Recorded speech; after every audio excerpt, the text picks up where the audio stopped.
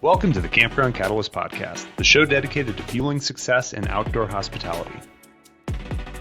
Whether you're an outdoor adventurer, a campground owner, or looking to build your legacy in outdoor hospitality, you're right where you need to be. We're here to guide you through the fascinating world of campground management, unique real estate strategies, and the gratifying opportunities created by outdoor hospitality. Our mission is to inspire and equip you with the knowledge and insights you need to build a successful business and create a legacy worth leaving. The Campground Catalyst Podcast is proudly sponsored by Beyonder Camp, your trusted outdoor hospitality experts. Subscribe now, join our active online community, and let's ignite our passions and potential together. Back to the Campground Catalyst Podcast. I'm one of your co-hosts, Adam Lundy, here today with my fellow co-hosts, Justin Hoggett, Robert Earl, and Don Spafford. Gentlemen, excited to jump into this one today. This is our first of our Adventure Bound series. This is our lifestyle segment for those who are not only, of course, in the campground business or the outdoor hospitality business, but those who are, even campers and RVers and, outdoor people themselves. This is a business that was started by people who had a passion for, being outside and for, getting out and exploring. This is the for us, this was the culmination of our interests and our professional experiences as we brought it into the space. So of course, there are a lot of other people that are either like us or just that like to get out and use the properties we have. And of course, we like to look at it through that lens because when we're not doing this, that's what we want to be doing, is out camping. Some of us have the benefit of being camping full time, like Robert. We're going to talk about that today, and of course, a little bit about what it's like to camp full time. Justin camped full time for a year, and then Don and I have different degrees of camping, as being scouts ourselves growing up, and then of course taking it with our families and so on. So a lot of different experiences coming together, and of course why we are so excited and so passionate about this business. I think I'll bring up the question that I get asked all the time, and I want to pass it around the room. What got you into this? Let's pass it over to Justin first. Oh man. Well, this is, I'll say, is a really exciting show for me. I think the passion in camping is so much more than any other space I've been in. And you talk to different park owners, you can call them up anytime. People just want to talk about the love of camping and what they do and why they do it. And it's pretty fun. But the going back to my childhood really is when, my parents brought me up in camping. We went camping all the time. We had a camper. We went camping on Thanksgiving up in northern Indiana and in Illinois and whatnot. And we were always out and enjoying the weather and the outdoors. And it didn't matter. We were out there having fun. We'd make leaf piles or whatever. And I can always remember just being a kid and just love it, right? Like it was like, get outside, go. And this was no better place. And then you family hikes and the other activities at various state parks or wherever we were. But that kind of just brings it up to why we continue it, and that's to do it with our family. And yeah, we went on the road for a year, like you mentioned, and spent it was a little over 13 months going around 30 plus states and 2 provinces and just showing my kids the world. I mean, our country's huge, and so the travel time in there, and then learning the business and understanding it while we were out there, talking to more campground owners, understanding why it could be a good investment. And here we are today. Just, Adam and I also talked about our passion for being outdoors and started this over, as we've mentioned before, over a camping trip. So that's how I got started. Yeah. How about you, Robert? Why do you do this? What got you into this? I think working, having my own real estate team, running real estate offices, being in the corporate environment for a period of time, you realize that there's not enough PTO in the year to get to see all of the people and all the places that you want to see. So when my wife and I had this discussion, we were at the point also in our lives that if we didn't do it now, I'm not getting any younger. And if I didn't do it now, I didn't want to be to the point where I would quote unquote retire and then go and travel and tour. So we took the opportunity to really create a lifestyle where we both work from our RV. We both work on the road, and we have that freedom and flexibility that people talk about all the times to be able to do this. So we sold our house. We don't have a home base per se. We sold our house a couple of years ago and hit the road, and in 2 years, 31 states, and lots of memories so far. Right on. And Don, how about you? Yeah, my journey is maybe a bit different than these guys, but as you mentioned, growing up as a kid, first of all, as a young kid, where I live now in Idaho, we lived here when I was a kid. Would go out camping with my parents all the time. Had some great memories from that. My grandparents always had I guess a fifth wheel or some kind of camper that just as a kid, visit my grandparents' house. It was always just fun to go in there and kind of treat it like a clubhouse kind of thing, really. We just had a great time just playing in there with my cousins, and then grew up now. Living in Nebraska, as you mentioned before. There was a marina in the small town I was at that I guess I never quite even realized what it was. That it was really a campground, but it was always a place that people just go to have a good time because they always had these events and parties and things going on that just everybody knew you go down to the Cottonwood Marina. That's where you go for have fun and excitement in this small town because there's nothing else really to do there. And so those were I guess part of my teenage years, and then later as Scout Master as well. Again, I grew up the Boy Scouts. I was an Eagle Scout, did lots of camping, and then also as a Scout Master, I would take the kids out and go camping, both winter camps and summer camps and everything, and just creating these great experiences, trying to make it as fun as possible. Not everybody necessarily enjoys camping, and obviously in this case we're talking about tent camping, not quite the same as being in a cozy RV or something, but still great experiences to just be outdoors and leave the world behind, so to speak. You don't have to worry about the distractions that are around you at home. And personally, I would love to go take an RV trip across the country. My wife would as well. At some point, we will do that once our kids, I think, are all out of the house and we're just by ourselves. Right now, I think for us, for the kids, it'd be too much of a chaos to really make that enjoyable. Other than maybe a short trip or something. I do love the experience of this. A lot of my neighbors have RVs. Hear about their trips all the time, places they go, things they do. As like I said, I live here in Idaho, not too far from Yellowstone and the Teton Mountains, which I don't think there's a Tetons behind me in this picture. I don't know where it's from really, but it's kind of similar to the Tetons, I guess, in a sense. So it's always great even just having those views, right? When we drive like a half hour from my house and you can start seeing the Tetons and just what they represent, and just you see that you feel like some kind of this awe, like you're just inspired by nature and the things it can do for you. Yeah. Don, your upbringing and mine very much alike, again, being in scouting. And I'll tell you this, being in the RV space now, I used to snub my nose at RVs.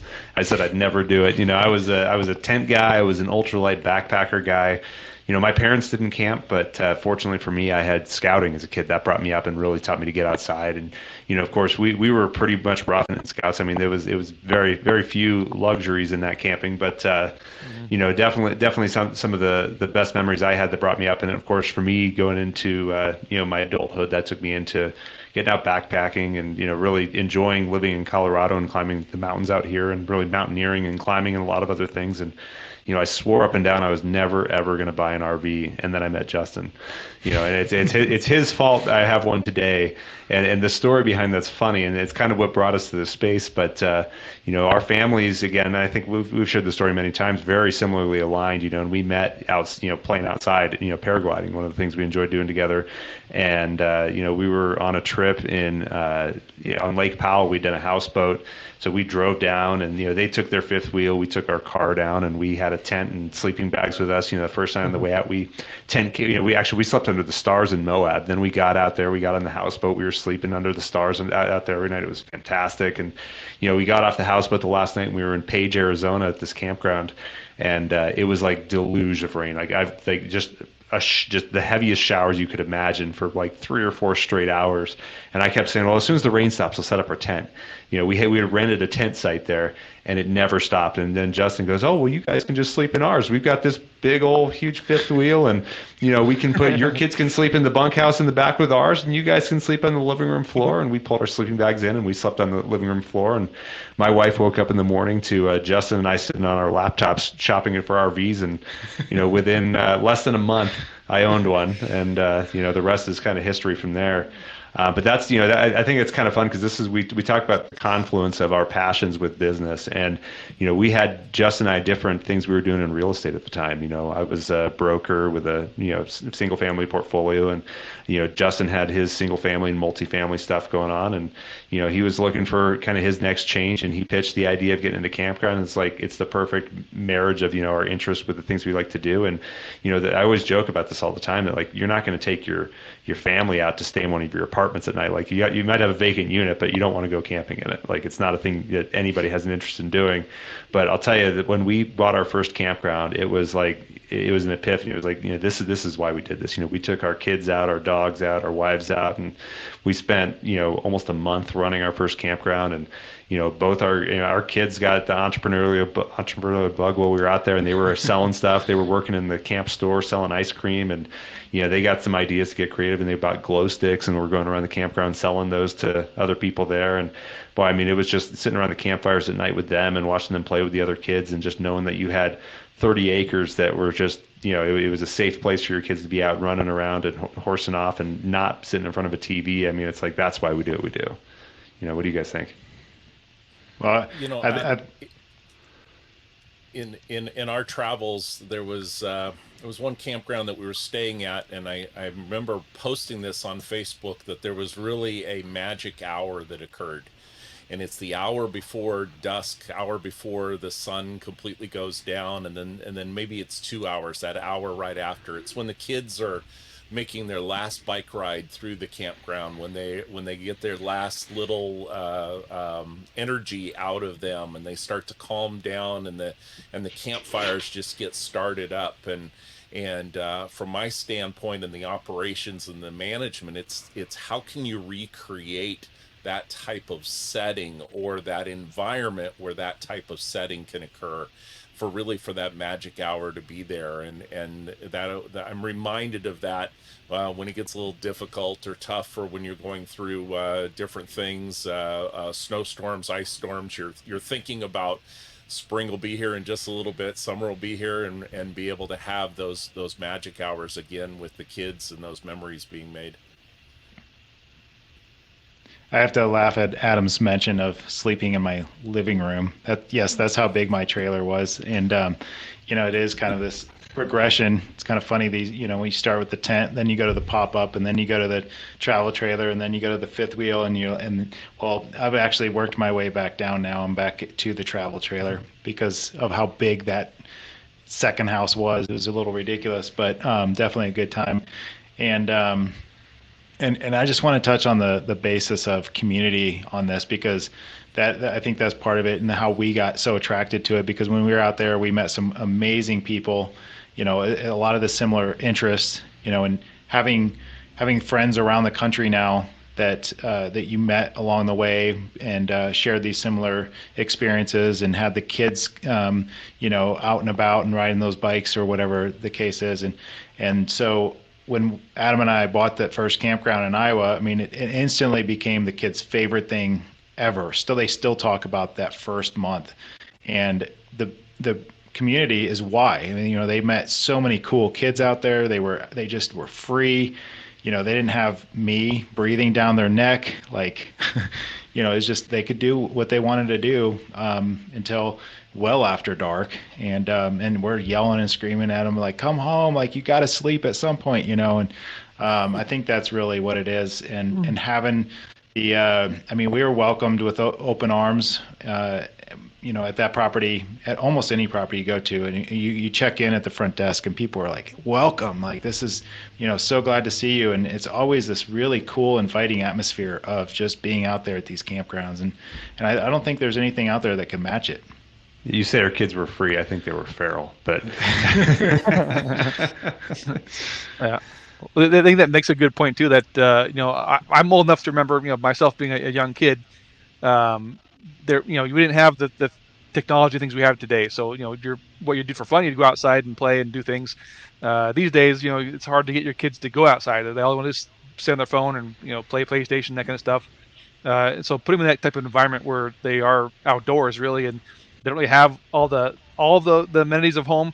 They probably prefer to be outside and go have fun. And like you said, it's hard to get them to come back in, because now they're enjoying the outdoors and being out in fresh air, which I think is a great thing. I've heard that from some other friends of mine that are full-time RVers with kids that say that same thing. Like their kids are just having the best time of their life out there making friends, and they get to go to different campgrounds, and once in a while they'll come across something they met at a prior campground, like, hey, they're like they meet their best friend again for the first time, and it's a great experience that I think is just wonderful for kids to have that.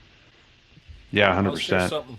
I'll share something that when I first got started, really with our RV, we were following the racing series. So there would be a race, we'd be close to where the racetrack was, and then we would be part of the circus, and 2 weeks later we would be at a different track. But in the interim, we don't have the kids. My wife and I, it's the two of us. At the time, we had a 38-foot RV, our Jeep behind us.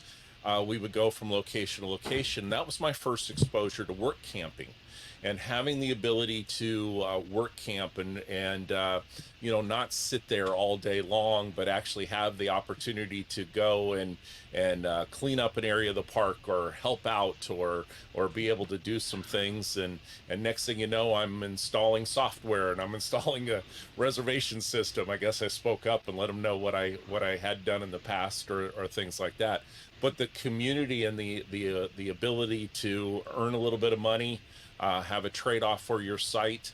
That was the first portion that got me into thinking that this was a possibility of then going into managing, and then managing parks, and then now to be able to be in the operation standpoint of it. So for folks that are my age or have a little bit of gray in the beard, etc., it gives an opportunity to give back, and not have idle hands as you're on the road. So that's a great lifestyle opportunity, and something that we definitely encourage at our parks as well, with couples or individuals that are looking to work a little bit and have a great environment to live in at the same time. I got to say, that reminds me of the first work campers I actually ever really met were when we bought our first campground in Iowa. And, I'm sure Justin remembers Stacy and Steve. They're such a sweet couple, but these guys, they were retirees. They had grandkids who were in Iowa, and I think they lived in Florida, during the winter, but they came up to Iowa in the summertime to work camp. And it was kind of my first realization, that the freedom that gave them, this opportunity.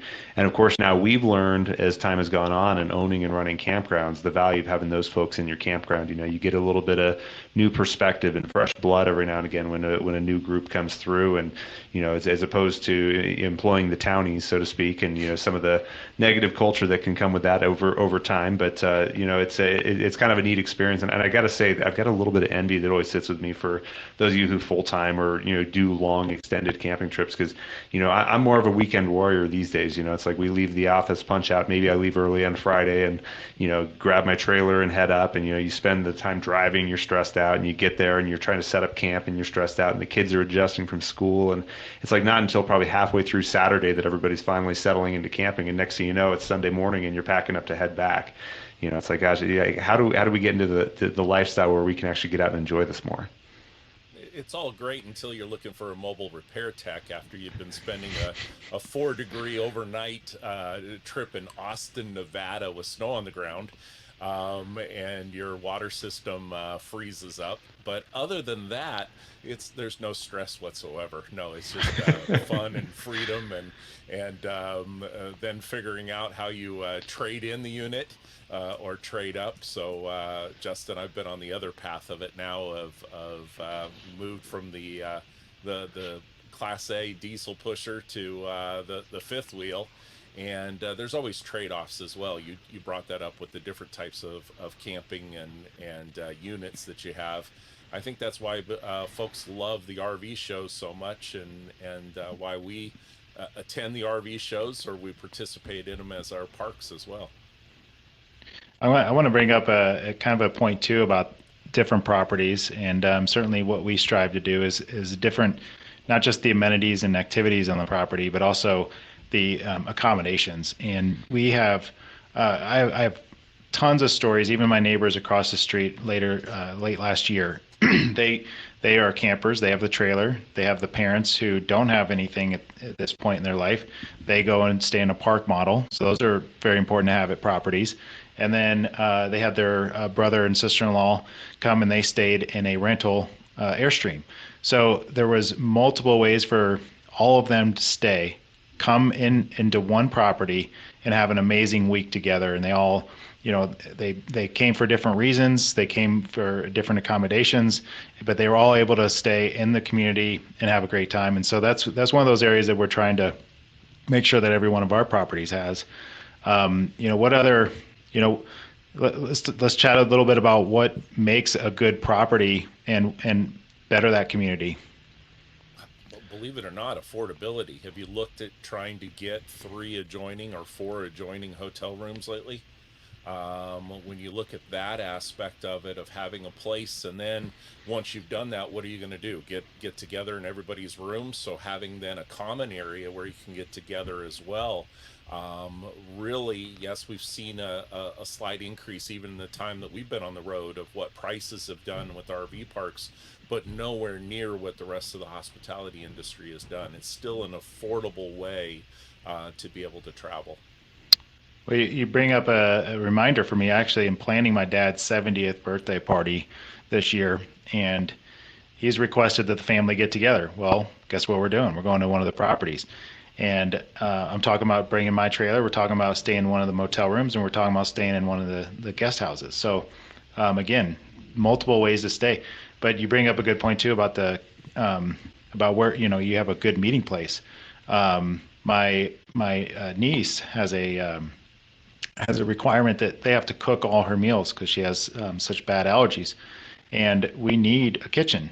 Right? You don't get that in a hotel or motel. You get that in a park model, some motel rooms or apartments that we have or whatever, but different accommodations to support some of the needs that some family members need and have. I'm going to jump in on your question now. So you asked about favorite features in a campground. Yeah. And I think my experiences going to other places camping, really shape a lot of what, we put into our campgrounds. I think that's where all our ideas come from is, what would we want to see in places that we would go? And we've been to, and I'm not going to name any other brands here, but we've been to other campgrounds, independently owned or flying another franchise flag. So this is not a, promoting beyond our position here, but I've been to a lot of really nice places, well kept, well updated, that are boring as sin. Like you could not be more bored in those places. There's nothing to do. There's nobody. It may be some people sitting out on the picnic table in front of their unit, but there's no event calendar going on. Maybe they've got a couple amenities that the kids go play on, but it's the people who are missing the mark on offering the right amenities for the adults, for the kids, the activities to do. It can be something as simple as just creating a community atmosphere, putting together an activity, having a dang community fire pit where you can go and just get people to circle up around and at a bare minimum meet their neighbors and get to talk with people. So for me, it's about creating that community. It's about finding the way to connect it with the other adults and getting the kids together with other kids to play, giving them things to do. And fortunately, kids mesh pretty well. You put them on a swimming pool or a playground, and next thing you know, they're all running off and doing their thing together. But it's the grown-ups that are harder to get away from the trailer. So that's the big attraction is how do you get them out of their camper and out greeting the other people. So I think it's all about the activities and again, just a good central meeting place. If that be they have a happy hour check-in on Friday and you can go meet everybody there, or community fire pit, whatever. I mean, that is one of my favorite features that we put into our campgrounds is the community fire pit. Yeah, I don't think they have that in motels either. I don't think the fire marshal would like that. Yeah. I agree with you on that as well as far as the activities and aspects of it. Like I said, myself, I've probably stepped foot on a bunch of campgrounds in my past, not even knowing they were a campground. It's like we're going to go to the lake and use the aqua park or go canoeing or whatever, and not even realizing it's an actual campground. It's just it's the community resource of a lake or whatever it may be, the aqua park, water park kind of thing that just happens to be also a campground. So those kinds of things I think are what are great just to have, as you're saying, things to do, and they're part of the community that stand out as something that just you do, not even realizing it's a campground. And right. As a full timer, when I look at the parks as well, because you get that environment a lot with the state park. you get the nature or being close to a national park. But the benefit for us of being at the campground is the amenities of the site, is the hookup, is those types of things. Yes, we've got a honey wagon that's in the back, but I don't want to have to use that every time when I'm in a standpoint of wanting to work and wanting to be productive as well, and then having those evenings free. So having the hookups, having the full power that's available, the sewer hookup, and then that Wi-Fi to be able to connect onto when I do want to tap into streaming or those types of things. Those are very beneficial because the units are demanding it as well. The units that we have, the fifth wheels, they need that power. They need the Wi-Fi. I couldn't believe the number of TVs that were in this new RV that we got. More TVs than I had in my 1,900 square foot house when I was living in one. So those are types of things that it's nice to be able to not think about it and just be able to utilize the amenities that the park has. And I'm going to clarify too, just for the listener who's not an outdoor hospitality professional, the honey wagon Robert mentioned is not a wagon that delivers sweet pollinator treats. Yeah, Might have to why look that one up. Any ideas why it has that name? Just curious. I've never looked up the history on it. We'll have to know that by the next episode. That's on right. Park infrastructure. That's our next question. Yeah. yeah. Don't have kids running up. Oh, I want some honey. Give me some. It's not the ice cream truck. It's not enjoyable. No. No. Yeah. Robert, it's funny. We were joking. We joked for so long that our trailer had better finishes than our house did. Yes, we had more TVs in our trailer. 350, 400 square feet trailer or fifth wheel, and countertops that were hard surface. Didn't have that in my house at the time. So it's pretty funny. So you get a lot of the life luxuries in these boxes. It's pretty amazing. And then you talked about work campers a little bit. What are you seeing out there, Robert, for the remote workers? And have you seen a big increase, through your travels? When I was on the road, it was kind of a different thing to be working on the road. This was back 17, 18. And it seems like it's become more prevalent. But what are you seeing out there? Definitely post-COVID, as much as the corporations are saying you must come back to the office, and there's some positions, sales, etc., where that makes sense. But a lot of the creatives, whether it be in the marketing standpoint, graphic design, writers, we're seeing those individuals that are there at the parks. We also see some of the, what I would call from a working standpoint, the halfbackers. They didn't make enough quite yet for retirement. And they're taking on consulting jobs, or maybe it's not because of the money. It's because they don't want to sit idly by. And so they're doing some sort of side gig, digital nomad type of thing, to be able to do it. Again, my original part of being on the road, my wife was a VP of marketing for a company, was fully focused on that. I had sold homes for a number of years and got into why don't I market and promote some of the real estate the racing teams and drivers. So I had, again, that freedom and flexibility and could do everything without having to go into an office. We see a lot of those post-COVID, and it's still continuing on here 4 years later. Yeah, that's awesome. Yeah.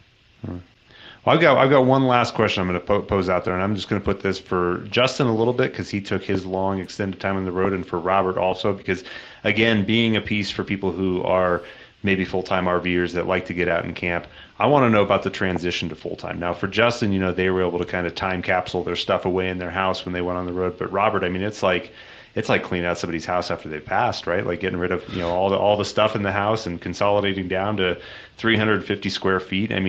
There's so many more considerations. But what are some of like the key things that the biggest things that maybe you didn't know you were going to be undertaking, or challenges in getting on the road and getting full time?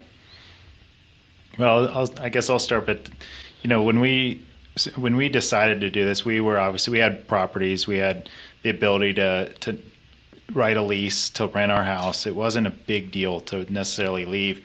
And we do have a larger house, and we were able to kind of block off the basement. I moved everything into the basement and told the tenants, you don't have access to that. So I didn't have to move out. I think, but more people would have to consider making sure that they have a storage unit, probably pretty large, to house all their stuff. I know a lot of people that have gone on the road and sold a lot of stuff to pay for their trailer, or pay, just not have as much and belongings and stuff that ties you down, right? I mean, that's kind of part of the reason why we do this, because we have felt so strapped, and just, I mean, I guess in our case we had kids, we have kids, and we reached out to the schools, and that was a big consideration. Like, how are we going to get supported through the education process in this? And that research, I'll call it a research project, because, oh my God, there's so many different avenues of homeschooling that we had to research and, create an Excel spreadsheet on what works best, whatever. But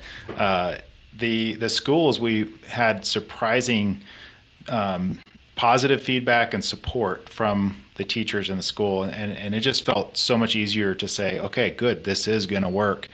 And we could, we had the ability to reach out to them specifically. We had resources. They sent us with books. Some of them we ended up having to donate because we had too many, but it ended up going almost flawlessly. And I'll tell you, there was no greater joy in my life. Well, maybe a few, but one of the greatest joys is teaching my son how to read. And I would have never done that if I hadn't gone on the road. So. Robert, what about you? A little bit different. Yeah, we've seen that with one of the couples that we have enjoyed and been at a couple campgrounds with that homeschooled, and that's been a value to them. For us, it was really an evaluation. We were a newer couple together, and we looked at things. At the time, my aunt had been living with us, so we were a caretaker. She moved out on her own, and we were basically in the house and going, we have more house than we need, we have more items than we need, and we just started down the checklist. So we donated, we sold, we garage sailed, we did everything. So much so that we got to the point where we didn't have a storage unit. I mean, we made the complete break. I can remember a Mother's Day with my wife and her daughter sitting and going through photos, and all of those photos being sent off to be digitized, so that we had all of those memories together. That was a great project that they did together. I think as a full-time RVer, what we learned is that there's never a perfect unit for you. So we kind of had our first RV that we were on the road with, and there were things over the course of the year that you realized that you didn't know what you didn't know, as to the layout and how you were going to utilize it, what you were going to do, and that gave us the opportunity to funny, we think alike, or at least my wife thinks alike, of having a spreadsheet and listing out the 50 different opportunities or types of RVs that we would do, and making that change. So it was really for us taking the plunge and going back in and not looking back. What's funny, and I'll wrap up with this, is there was a house in the neighborhood we lived in that just went on the market yesterday, and we had the conversation as to, well, would you want it? Would you go back to it? I mean, we're talking about just blocks from the beach in the Clearwater, Florida area. And my wife and I had a very convincing no, we wouldn't do it. We would stick with the lifestyle that we have right now and would stay on the road, because there's still more memories to be made. Yeah, that's fantastic, Robert. Yeah, thank you for sharing that. I'll tie it back to, the story I started with. Like I said, I used to snub my nose at the RVs, and now an RV family. And I'll tell you this, I wouldn't trade it for anything, because we get out camping more than we ever did in the past. We might have done 1 or 2 car camping trips a year before. On a good year, we'd get 2. And we got our RV out maybe, not as much as I'd like, maybe half a dozen times last year. But that's 3 times as much as we were before. And, you've got a lot of conveniences of home in there. The kids love it. We really only spend time in it getting ready for bed, or maybe if the weather's bad, or just for cooking a great meal. But, the convenience is there, and it gets you out more. So, I've really embraced the RV lifestyle. It's become, a part of me and a part of my family. It's something that, we're going to keep doing it and keep the kids going with as well, too. Any closing thoughts from you guys? I'd say it just takes one of those heavy rainstorms in a tent that makes you realize that, yeah, an RV is a much better option. Yeah, we've all been there before, touching the sidewalls, and then the water starts coming through.